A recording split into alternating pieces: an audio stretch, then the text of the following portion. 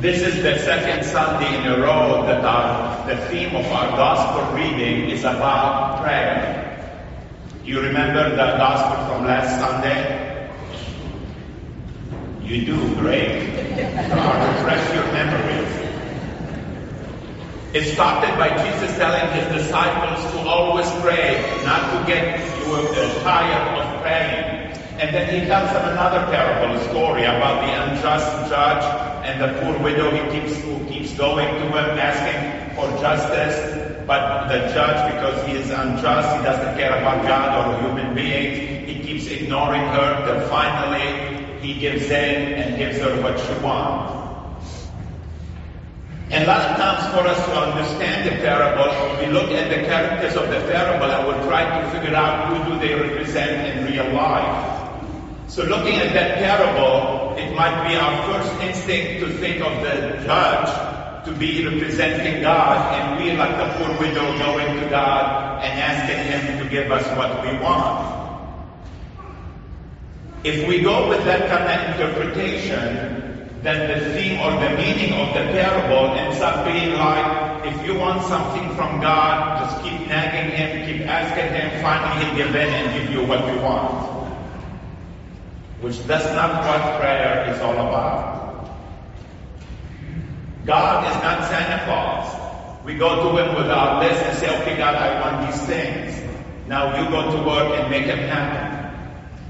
And then when they don't happen, when what we ask for we don't get, although it is trust, it is right, it's a good thing. A lot of times people get mad at God and stop believing in God.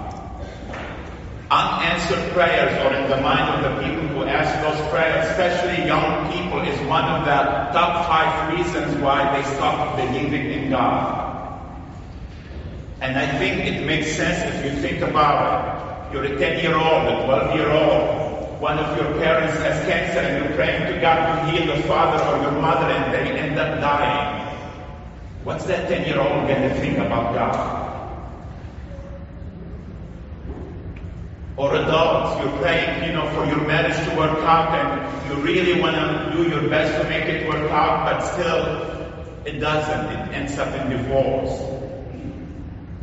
And you pray, you come to Mass, you do everything you need to do, and you think, why doesn't God hear my prayer? Doesn't God love me? Am I a bad person? Am I a worse sinner? Why He hears other people's prayers? But that goes back to our misunderstanding of who God is and what prayer is all about. Prayer is not meant for us to tell God what to do. Prayer is about us listening to God so we can do God's will, as we heard in the first prayer of the Mass. Prayer is about acknowledging that we are not God. God is God, and we are His followers, His disciples, His people. That God is a loving and just God and merciful God. He always wants what's best for us. Prayer is not about changing the mind of God. It's about us, when we put ourselves in God's presence, this perfect love, that we will change and become people of love, who wants to grow in love and do the loving things. The proper way to understand the parable is not that God is the unjust judge, but God is the poor widow, and we are the unjust judge. You say, how is that? Well, look at God on the cross. Does He look like He's the judge? He's in control. He can do whatever He wants. He can command things to happen. Jesus on the cross was that poor widow. He was helpless. Not because He didn't have the power, but because He gave us free will so we can accept the love that He offers us or reject it. He's helpless because He wants us to have that control, so we freely give up our control and say, Lord, You are in charge. I want to do Your will. And God, just like that poor widow, keep knocking on our door, asking us to do what is just, to accept His message of love, to choose to be loving, to choose to ask for those things that will last forever rather than keep our prayers about things of this world. So He can give us the greatest gift, eternal life. So He can help us to grow in patience, help us to be more loving, more forgiving, more understanding, to help us to be more willing to sacrifice, to honor our commitments. That's what prayer is meant for us to be, to transform us, to change us, not protect us from difficult situations and give us everything we want. One day, God will give us everything we want if what we want is truly eternal life. That's what prayer is all about. We're the one in control because we can say no to God, no matter how powerful God is. God gives us that freedom.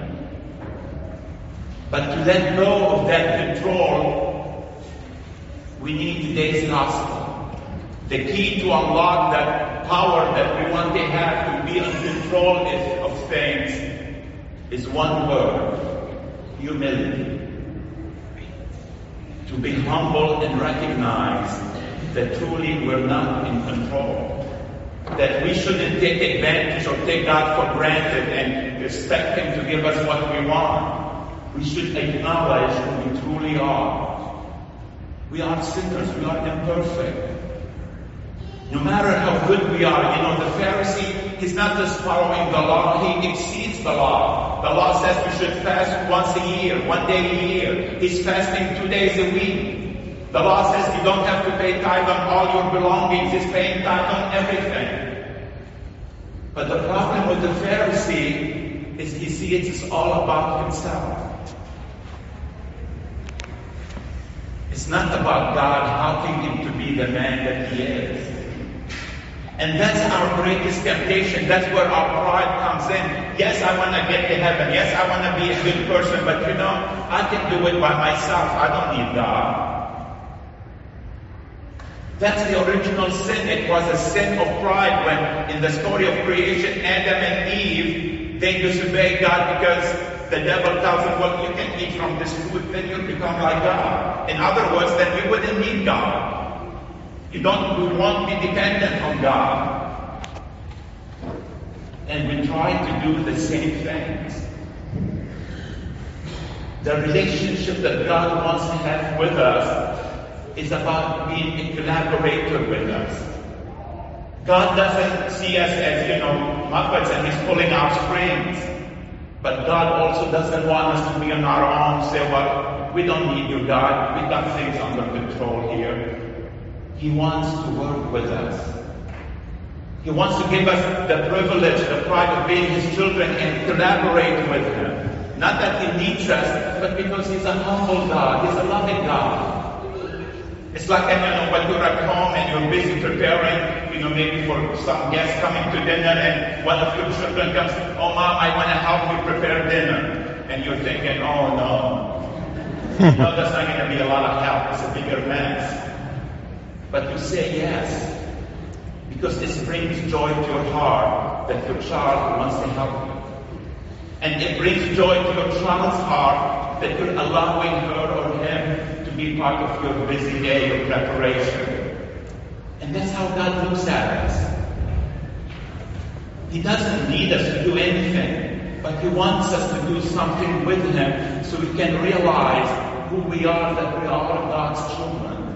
So we can learn the lesson of humility, that God humbling Himself to collaborate with us. Should we humble ourselves and allow God to be part of our lives? To seek God's guidance, God's will for us. To be humble enough to listen to Him. To be humble enough to realize, Lord, I cannot do this on my own. I'm a sinner. Help me. And that's why we start our Mass with our penitential rite. I confess to God. And those of you who are familiar with that, I confess to God, at some point of that prayer, we beat our breast, just like this tax collector in the Gospel, to remind us that we're called to be humble as we begin our celebration of Mass. Because what are we reminded at Mass every time is that simple and yet difficult message of humility. how God humbled himself by dying for us on the cross, so we can become humble like him, so that our prayers will be answered. Like St. Paul reminds us and gives witness to, that in every difficult situation he found himself to be in, although most of his friends, most of his fellow Christians abandoned him, but God was always there for him. God never abandons us. But God doesn't take away the difficult situation we're in. God will answer our prayers if we're praying for strength, if we're praying for patience, if we're praying for understanding to what to do in that situation, if we're praying to stay faithful to the message of Jesus and act in love. Those are the prayers that always will be answered.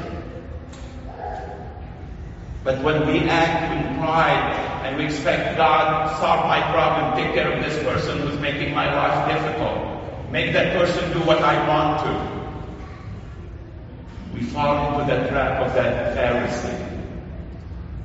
God, look, I'm better than everyone else. You owe me to give me what I want. We are the ones who owe God. We're the ones who need God. We're the ones who need his wisdom to help us to know what to do and the strength to be able to do it. Whoever humbles himself will be exalted. That's what happened to Jesus on the cross. That's what happened to all the saints in their lives. They humbled themselves. But God exalted them, and they are what they have. The key that will open the door to eternal life to each one of us is the key of humility. We need to grow in our humility with God and with one another.